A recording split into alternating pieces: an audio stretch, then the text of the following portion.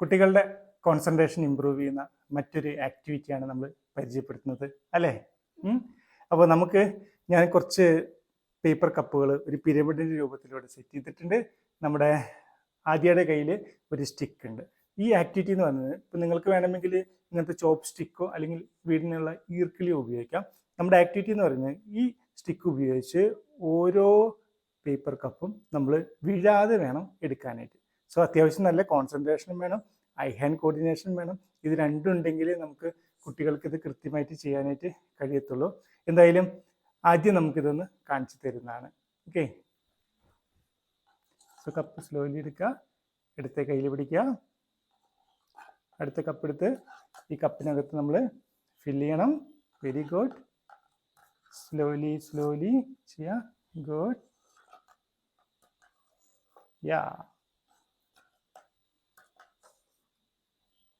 വളരെ പതുക്കെ ശ്രദ്ധയോട് കൂടി ചെയ്താൽ മതി. ഒട്ടും തിരക്ക് പിടിപ്പിക്കാൻ പാടില്ല കേട്ടോ. പ്രത്യേകിച്ച് ഹൈപ്പർ ആക്റ്റീവായ കുട്ടികൾക്കൊക്കെ ഇത് ചെയ്യുമ്പോൾ പെട്ടെന്ന് കൺട്രോൾ നഷ്ടപ്പെടുകയും ചെയ്യും. അപ്പോൾ കൺട്രോളൊക്കെ കിട്ടാനും ക്ഷമ കിട്ടാനും ഒക്കെ ഈ ആക്ടിവിറ്റി വളരെ നല്ലതാണ് കുട്ടികൾക്ക്. 10 വയസ്സ് വരെയുള്ള കുട്ടികൾക്ക് ഇത് സുഖമായിട്ട് ചെയ്യാനായിട്ട് കഴിയുന്നതാണ്.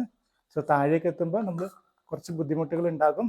സോ ടേബിളിൽ കുറച്ച് ഇങ്ങനെ പുറത്തേക്ക് ആക്കി വെച്ച് വേണം നമ്മൾ ഈ കപ്പുകളൊന്ന് അറേഞ്ച് ചെയ്യാനായിട്ട്.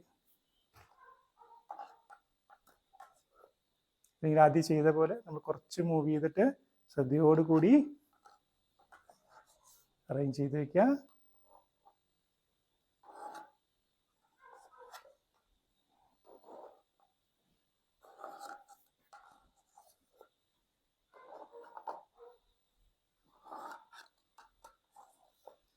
യാ, വെരി ഗുഡ്. സോ ഈ ഒരു ആക്ടിവിറ്റി എല്ലാ ദിവസവും നിങ്ങളുടെ മക്കളെ കൊണ്ട് ചെയ്യിച്ച് അവരുടെ കോൺസെൻട്രേഷൻ വളരെ പെട്ടെന്ന് തന്നെ ഇമ്പ്രൂവ് ചെയ്യിക്കാനായിട്ട് ശ്രദ്ധിക്കുക. നമുക്ക് അടുത്തൊരു ആക്ടിവിറ്റി ആയിട്ട് വീണ്ടും വരാം അല്ലേ. ബൈ പറഞ്ഞേ. ബൈ.